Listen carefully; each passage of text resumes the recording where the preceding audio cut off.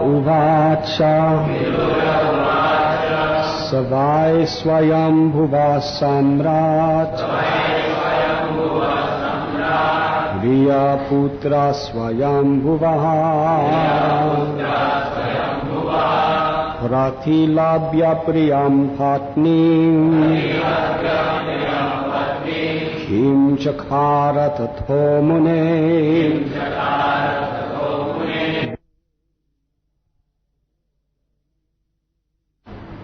Vidura said, O great sage, what did Svayambhuva, the dear son of Brahma, do after obtaining his loving wife? Charitam tasya rajarshya adirajasya sattamaha bruhi me shadadhanaya vishwakshena shrayo hiso. O best of the virtuous, the original king of kings, Manu, was a great devotee of the Personality of Godhead Hari, and thus it is worth hearing of his sublime character and activities. Please describe them. I am very eager to hear. Purport by His Divine Grace. A.C. Bhaktivedanta Swami Prabhupada. Srimad-Bhagavatam is full of the transcendental topics of the Personality of Godhead and His pure devotees. In the absolute world, there is no difference in quality between the Supreme Lord and His pure devotee. Therefore, hearing the topics of the Lord and hearing the character and activities of the pure devotee have the same result, namely the development of devotional service.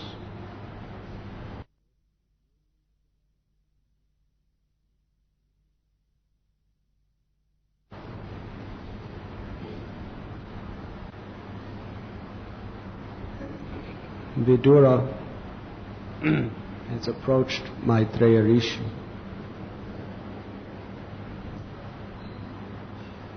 for the development of his consciousness toward the ultimate goal of life. Of course, Vidura was already a perfect devotee, a dear friend of Lord Krishna.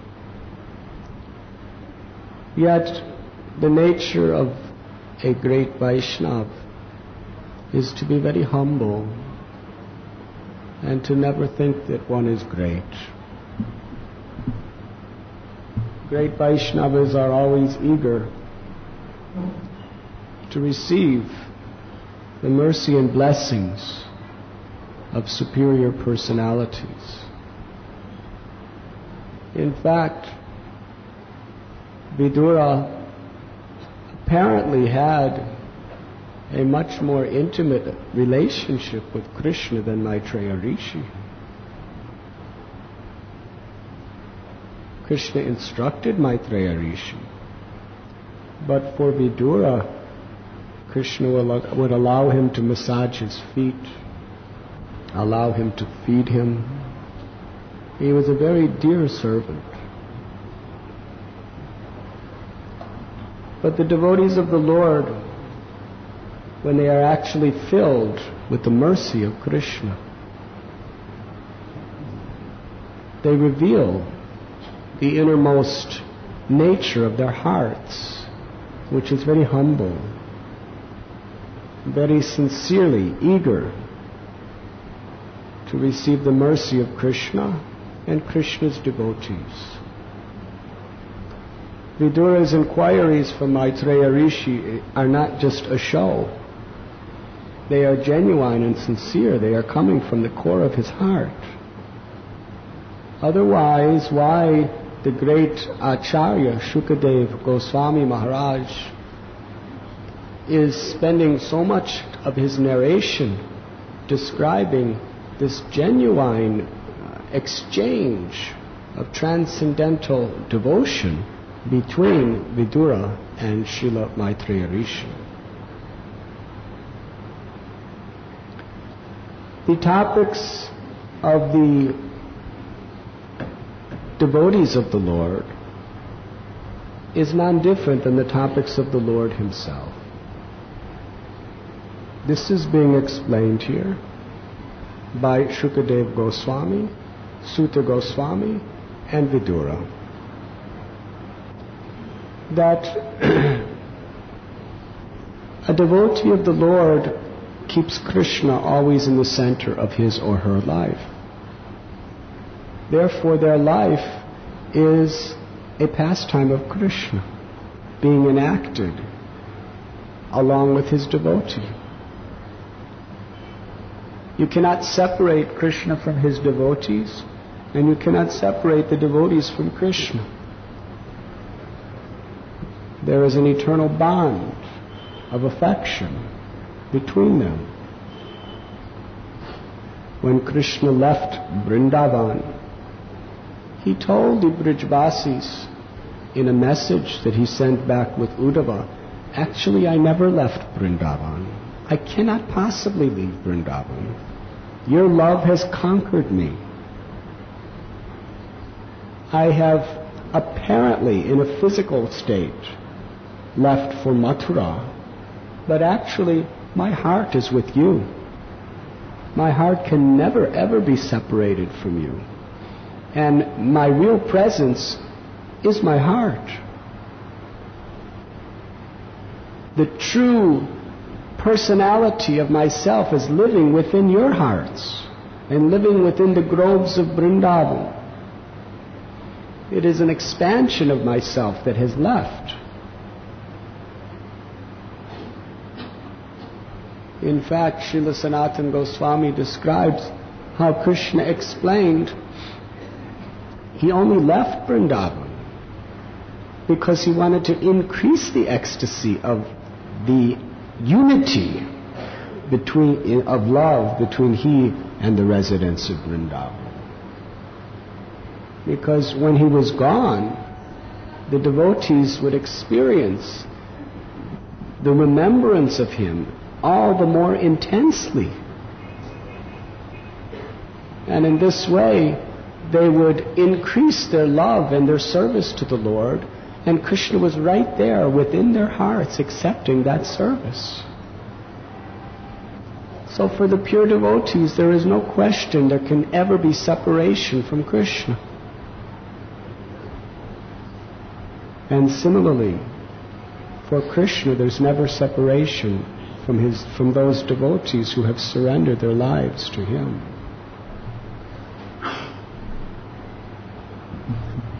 Thus, to hear the glories of great devotees is as purifying and instructive as directly hearing the glories of the Supreme Personality of Godhead. Krishna teaches the world through his devotees. And there are different classes of people who must be taught in different ways how to achieve the ultimate perfection of life.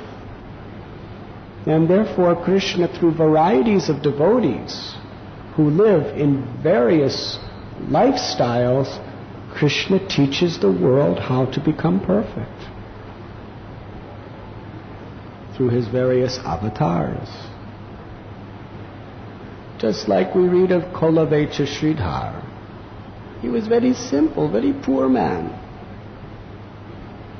There are many simple poor people in this world who do not have proper clothes, who do not have proper house, who are lean and thin because they're not even getting much food, who are ridiculed by the wealthy people of society for being useless, unproductive.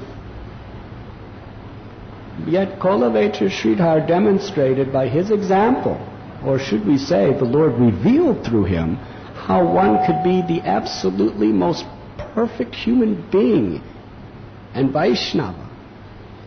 One can be ecstatic in love of God and literally purchase the Supreme Personality of Godhead by his simple devotion, even in that situation. Great kings and multi-millionaires, they cannot purchase Krishna. But Kolavecha Sridhar, he purchased Krishna. Lord Chaitanya showed him his own divine opulences. He would personally come to accept his banana leaves.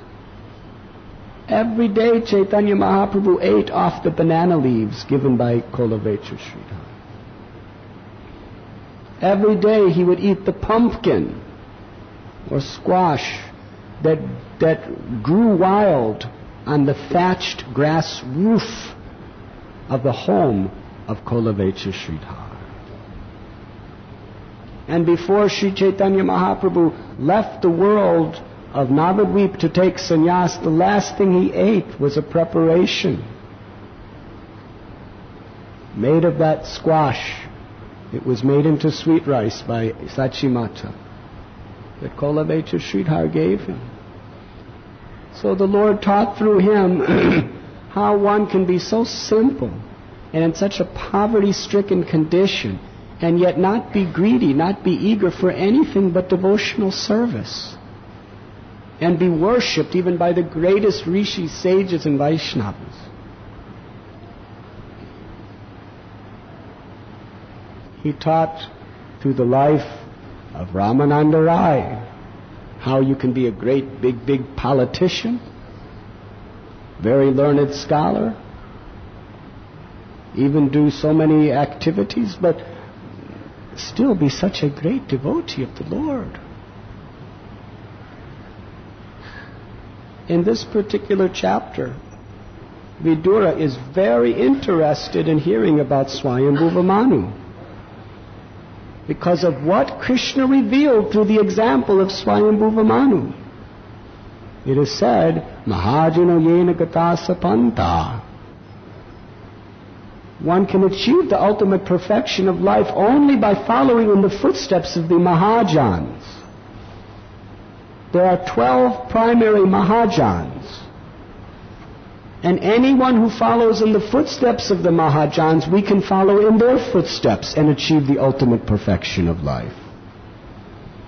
But we see these Mahajans have very variegated roles in their life in this world. And Swayambhuva Manu is one of these Mahajans. He is younger brother of the Kumaras. Very different examples they gave, according to different particular types of people. Vidura wanted to hear of both. Lord Brahma gave birth to the 4 Kumaras. Now it's Lord Brahma's service to be the leader of all Prajapatis. That means he's supposed to populate the planets of the universe with the various species of life. So he told the Kumaras, you are my son, you do. You marry, you procreate, you become kings. The 4 Kumaras, they were by their own nature so detached, so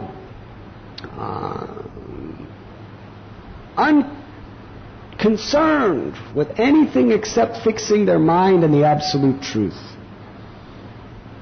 They refused. They refused to marry. They refused to take on this service. So Lord Brahma, like most fathers whose sons do this, he became very angry. But in his heart, he knew that they were right. He knew that they were pursuing a higher principle in life than he was asking them to do. Therefore, he restrained his anger. He didn't say anything. Because Brahma's a great person. He's a self-realized soul himself.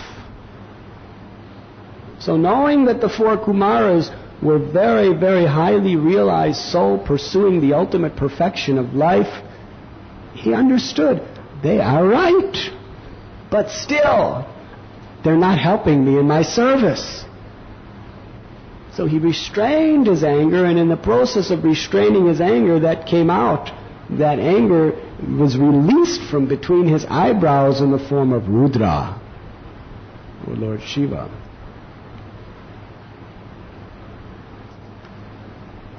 He gave also birth to Swayambhuva Manu. Swayambhuva Manu is equal to the Kumaras. They are both Mahajans.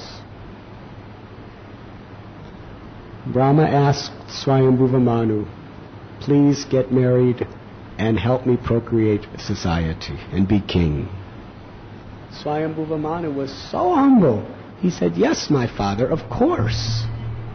I will do anything you ask me to do. I'm surrendered to you.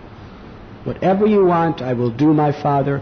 If you want me to get married, I will be happy to get married. If you want me to procreate and be king of mankind, I will certainly do. So Lord Brahma was very, very pleased with Swayambhuva Manu,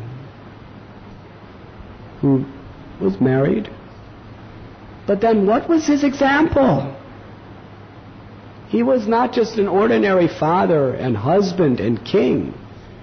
He was such a pure devotee of the Lord.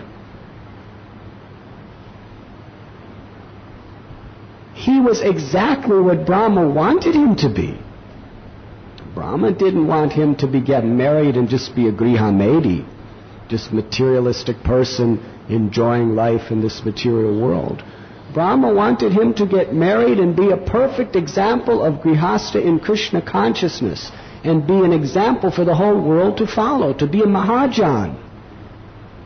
So when he took Brahma's instruction, he didn't take part without the rest. He took the whole instruction. You want me to marry? You want me to be king? You want me to have children? You want me to be a pure devotee? You want me to be centered completely around Krishna? I will do it all. Perfectly surrendered soul. It is described in Srimad-Bhagavatam, whole chapter about how Swayambhuva Manu lived. He had a beautiful palace. He had so many servants and so many assistants, ministers. He was literally the king of mankind. But everything was centered around Krishna. His home was centered around the temple of Krishna. How, with such elaborate opulence and devotion, he worshipped the deity of Krishna in his home. Unbelievable what type of deity worship he performed. And he invited everyone to participate. Swayambhuva Manu, 24 hours a day he was remembering Krishna. This is how he managed his kingdom and his family. When he would take rest at night, he would lay down in his bed, and there would be Brahmins and Rishis just chanting the glories of Krishna's pastimes for him as he would go to sleep. And naturally, when you go to sleep in that atmosphere, he would just dream about Krishna's pastimes all night long. He wasn't just dull sleep. He was immersed in dreaming of Krishna's incarnations, Krishna's lila, Krishna's teachings. And then in the morning, just before the Brahma Muhurta hour, actually all night long, but especially in the morning, all night long, there would be people singing bhajans and kirtans for him. And then early in the morning, there would be beautiful, beautiful recitation of Krishna's glories. So he would wake up immediately hearing not just ordinary people, but great devotees with soft hearts, loving souls who actually loved him and loved Krishna. He wouldn't just hire professional Bhagavad Gita reciters. He had genuine devotees who were humble and sincere and surrendered to the Lord around him when he would wake up chanting the glories of the personality of Godhead. Surrounding his bed, Hare Krishna. And then he would take his bath, mark his body with the tilak, chant the names of the Lord, perform the puja of the Lord, give charity to the Brahmins and the devotees of the Lord. His whole life was simply pure devotional service, although he was leading the kingdom of mankind. And how did he raise his children? Great personality. He had a daughter, you know, her name was Devahuti. He raised his daughter so perfectly according to the Vedic principle of Krishna consciousness. She was a princess. He protected her so carefully so that no one could exploit her. Throughout her whole life, nobody could even look at her with their eyes with the desire to exploit. This is how kings protected their daughters in those days. Even for those who have gone to the Jaipur Yatra with us, we saw the wind palace, where there's these little windows with these carved stone lattice work, where if your eyes are right next to it, you can see through it, but otherwise you cannot see through it.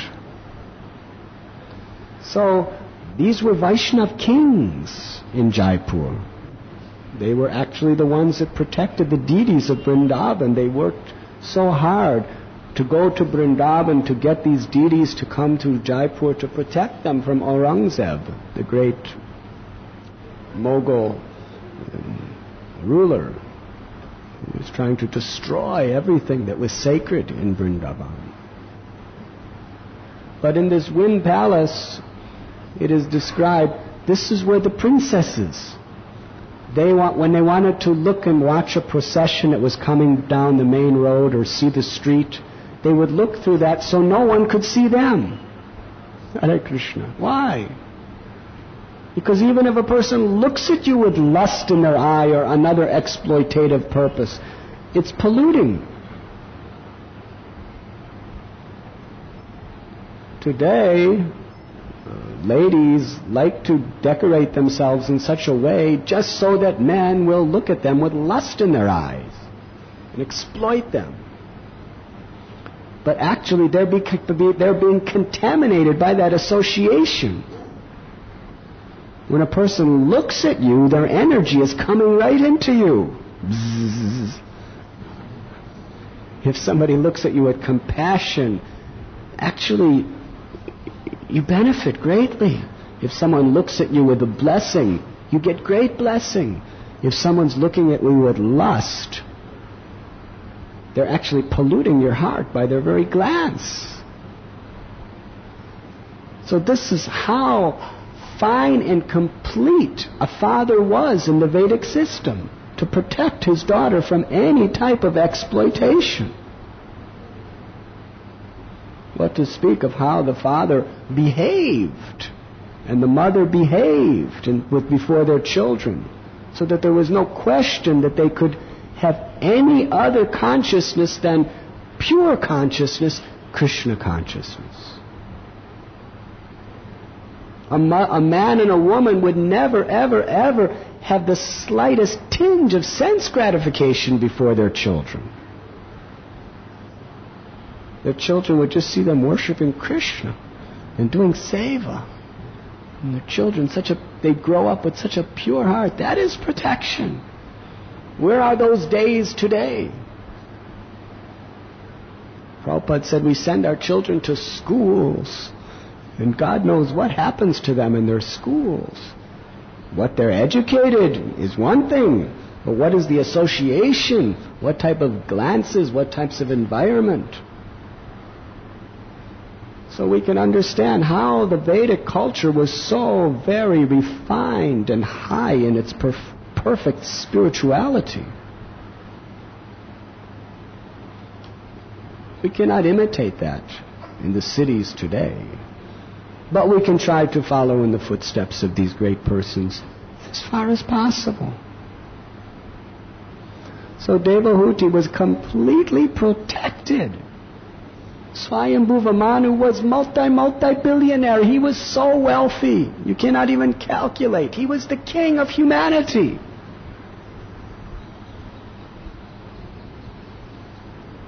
But yet, it is the duty of a father to protect the daughter until she comes to a certain age, and then get his daughter married so that she can be protected by a proper man. This is one of the most crucial responsibilities of a father, is to see to it that his daughter is protected by a man in marriage. Therefore, in the Vedic system, as soon as a father gives birth through his wife to a daughter, immediately there's all kinds of responsibilities to think of her future.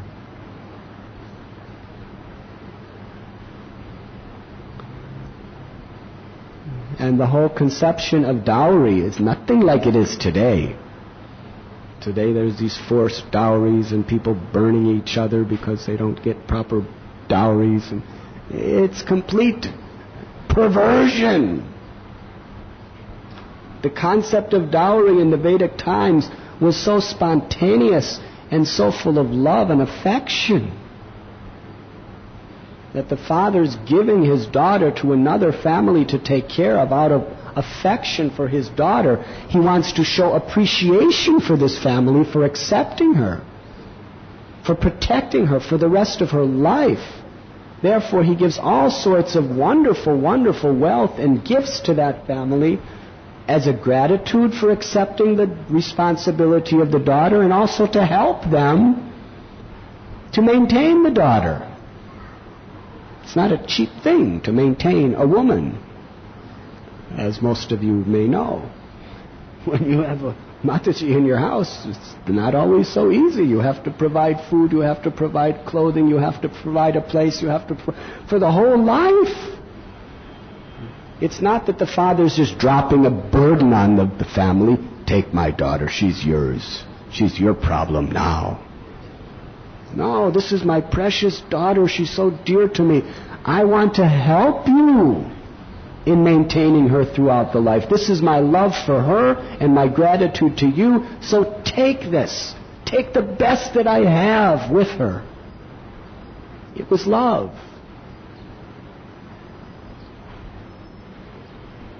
It was actual affection. It wasn't a rule. But as Kali Yuga progresses, even the nicest, sweetest, most enriched spiritual culture becomes degraded to just dry, mundane ritual. Not only that, but people exploit the sacred for their own greedy purposes. So what is the duty of human life? Atato Brahma Jigyasa. You have attained human life? Become Krishna conscious. Inquire into the absolute truth. The purpose of human life is not just material comforts. Thus, when it came to Swayambhuva Manu, great king, to marry his daughter, after perfectly protecting her, she was so pure, so chaste. She was such a great devotee of the Lord by being raised in this family where Krishna was everywhere. 24 hours a day, Krishna's glories and names were being chanted in her house. Her father was constantly humbling himself and serving great Vaishnavas and Brahmins. The whole kingdom was being enacted in such a way according to the rules of God. You have heard of Manu Samhita. the rules of God, of how to live within society and even rule the state. So Devahuti was such a devotee. Swayambhuva Manu was thinking, who is the best man to marry to my daughter? And they selected Kardama Muni. Hare Krishna. Kardama Muni was not a big king. He was not a wealthy crorepati. He was a rishi living in the jungles. He didn't even have proper clothes. Deer skins or tree barks. He didn't even have a home. He slept under trees in the jungle. He didn't have any money. He would just eat whatever fell from the trees. Who would want to marry their daughter to somebody like this? A Vaishnava. Hare Krishna. Because understood, this will make my daughter happy. She's already lived in a palace. Devahuti, she had so many servants and maidservants who loved her so very, very dearly, constantly taking care of her every need in Krishna consciousness. She slept on beds that were so soft, and the sheets were clean and pure, like the foam on milk.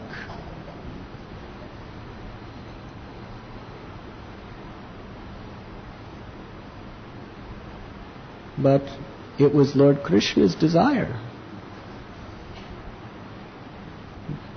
that Swayambhuva Manu marry her to Kardama Muni. So with great joy and happiness, he approached Kardama Muni, and will you take my daughter's hand in marriage? Kardama Muni was actually a very, very great personality. He was doing so much tapasya that he filled an entire lake with the tears of his ecstatic love for Lord Vishnu. Such a great devotee. And Vishnu would cry in ecstasy to see his tapasya in such mood of devotion.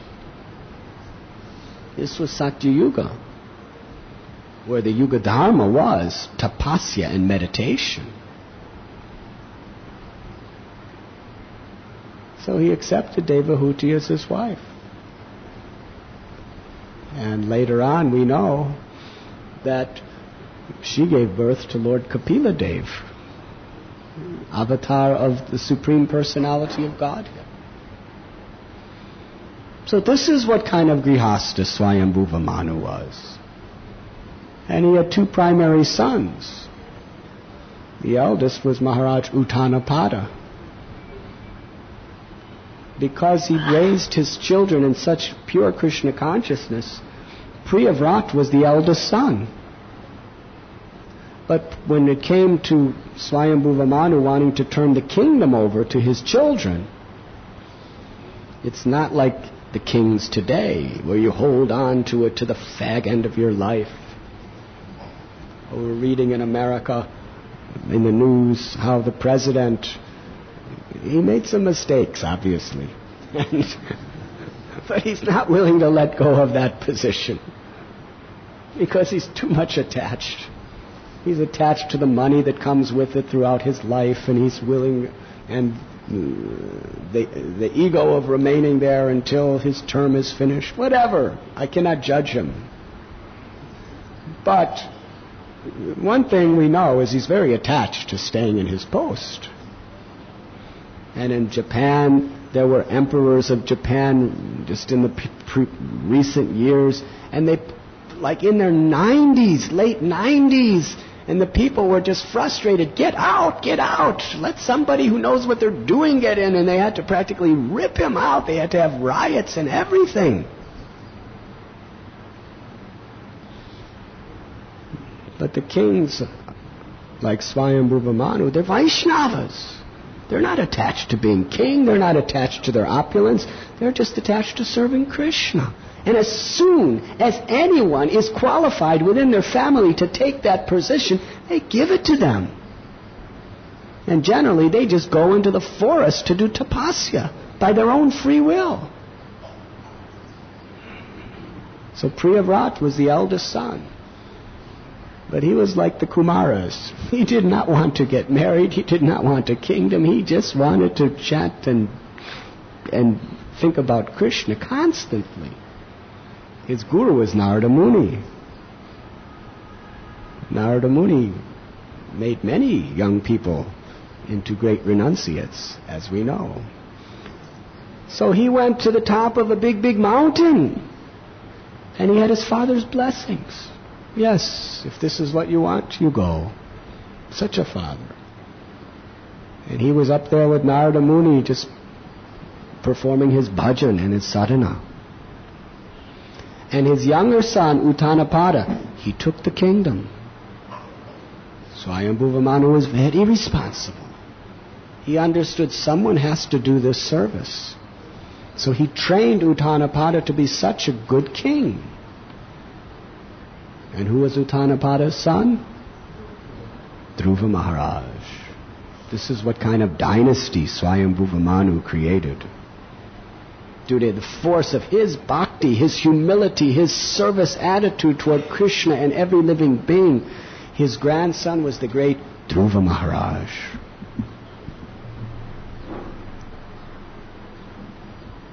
Of course, later on, one of his descendants was Maharaj Vena.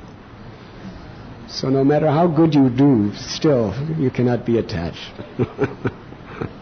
But then Vena's son was Prithu Maharaj. So if you just continue on, no matter how many obstacles, Krishna will save you and make you a success in your mission.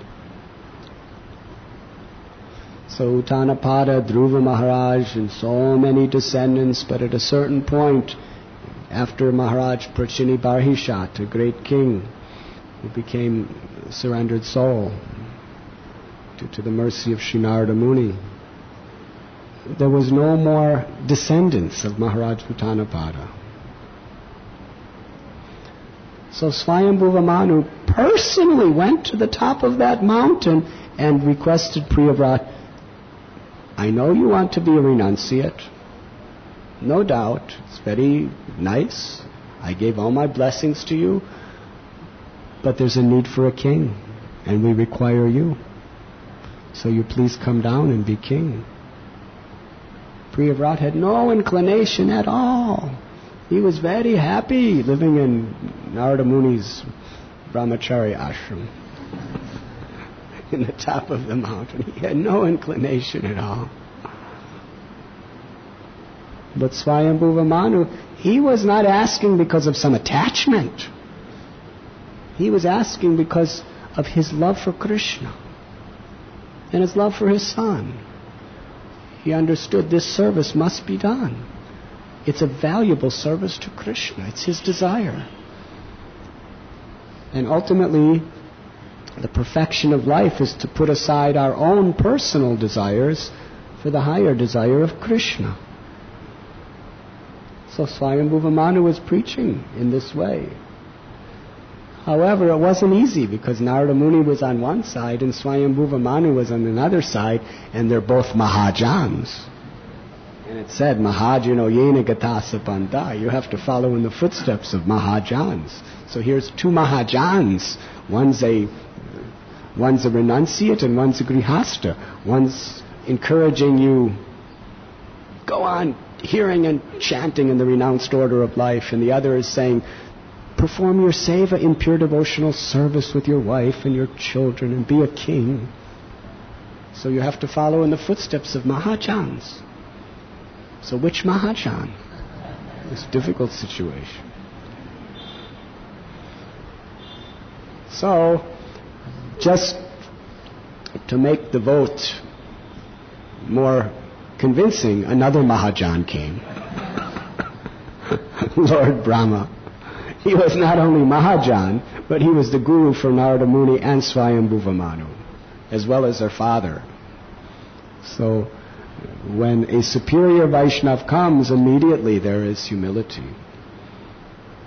So Narada Muni, whatever Brahma and Svayambhuva Manu say, that is good. That is your duty. That is what you should do. And Lord Brahma explained to Priyavrat that you should perform this duty because it is the will of the Lord.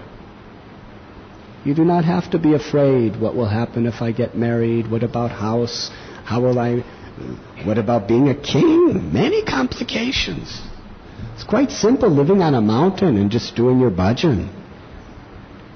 But being the king of the world, you have to tax the citizens, you have to punish the rogues and the thieves.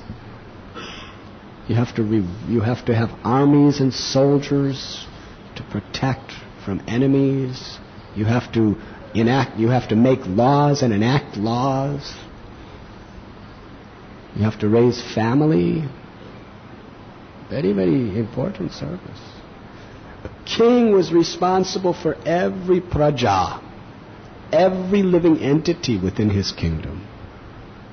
Every blade of grass, every tree, every insect, every bird, every fish in the water, he was responsible that they were protected and that they had all facilities. And most of all, he was responsible that every human being achieves the perfection of Krishna consciousness by living according to the principles of devotional service. Big responsibility. So Brahma explained that you must accept this responsibility. Do not be afraid, because you're doing it for Krishna and you're doing it in Krishna consciousness, you will be pure and perfect. And Swayambhuva Manu was speaking same thing. So Priyavrat became king and followed in the footsteps of his father, Swayambhuva Manu.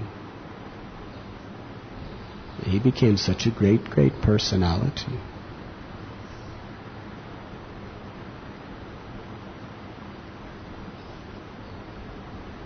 Vidura wants to hear about Swayambhuva Manu.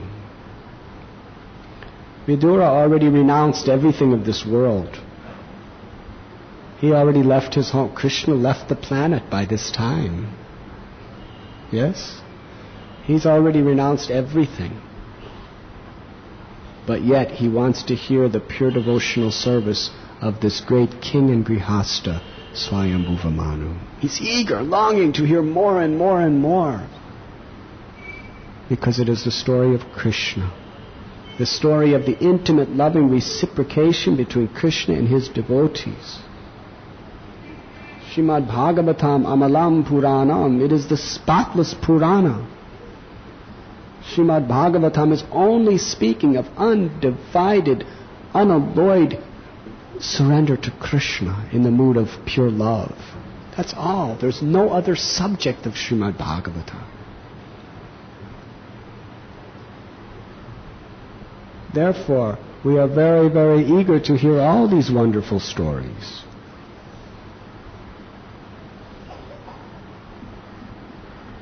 Because they teach us the ultimate perfection is life.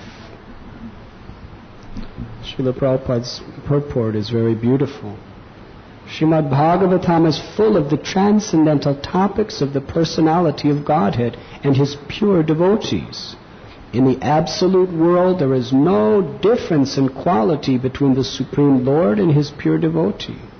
Therefore, hearing the topics of the Lord and hearing the character and activities of the pure devotee have the same result, namely the development of devotional service. Is there any questions?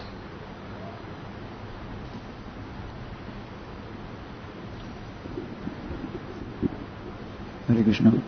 Maharaj, as you said, devotee was protected even by not to seen by anyone else. But then how come she was seen by a Gandharva who fell down from his aeroplane? Devotee. What does he say? Devotee was seen by a Gandharva.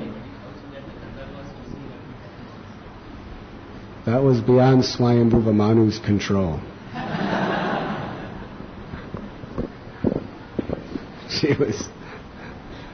They came from above. The people on the street could not see her. But they were so enthusiastic. They came from above, from the clouds, just to see her. But they didn't understand what they were about to see. She was so beautiful that they literally, so bewildered by her beauty, they fell off their planes and fell onto the street themselves. Very well. But they are not ordinary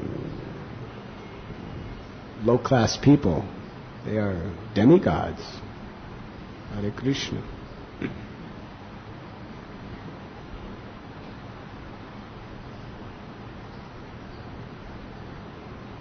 If you're seen by demigods, it's all right. Is there any other questions?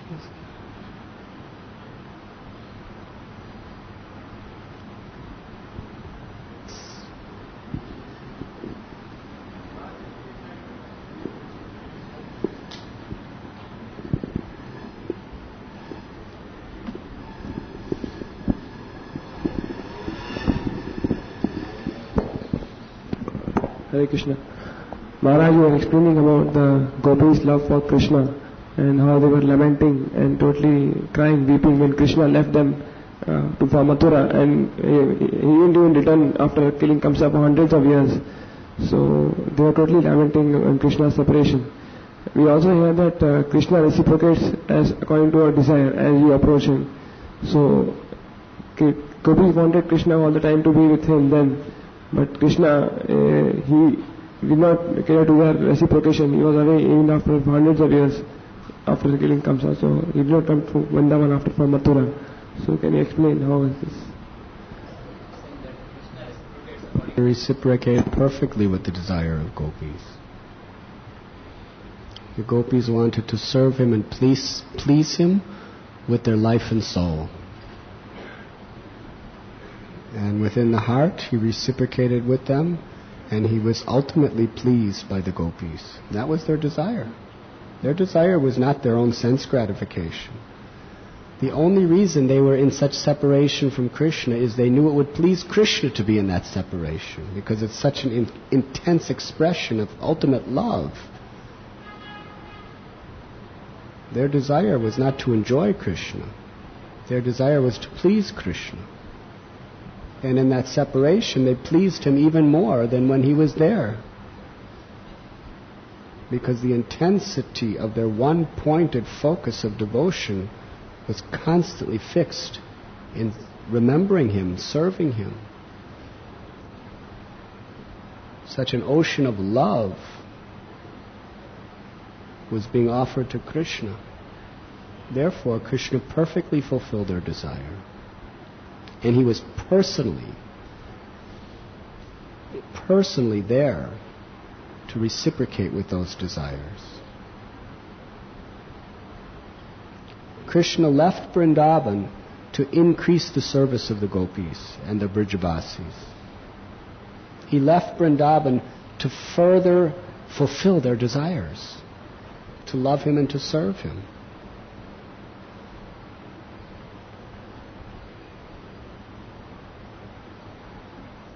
So Krishna knows how to reciprocate most perfectly with his devotees.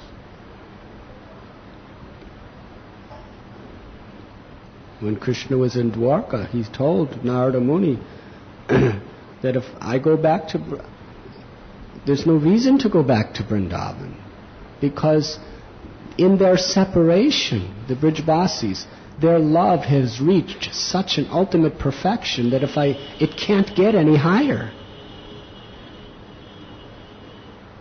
I'm there with them, reciprocating that. If I were to come back in a visible form, it could not increase their service or their love. It's already reached such a peak in separation.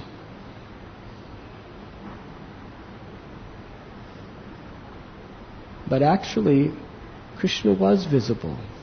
The gopis and the Brijabasis were seeing Krishna everywhere, in separation.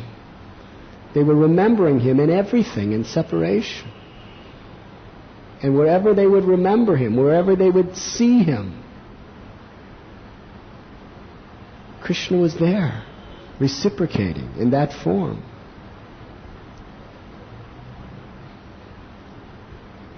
Is there any other questions?